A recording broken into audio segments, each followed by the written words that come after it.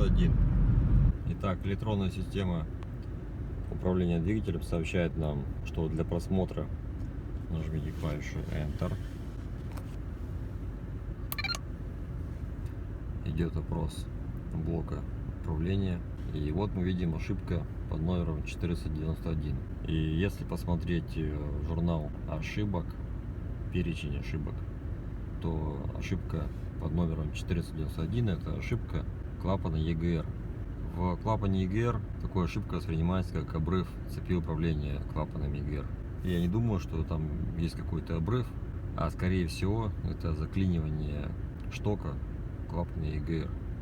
Как правило, заклинивание штока образуется из-за той сажи, которая проходит через него с выпускного тракта обратно во впускной тракт.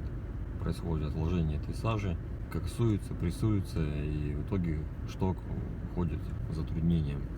Особенно это случается, когда двигатель не прогрет, то есть металл еще сжатый, не расширился, и заклинение происходит именно в этот момент.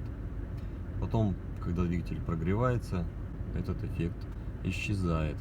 Поэтому, чтобы такого не происходило и на холодную, необходимо клапан снять, разобрать, прочистить, промыть его, установить новую прокладку, желательно новую, но если нет, то можно и на старую.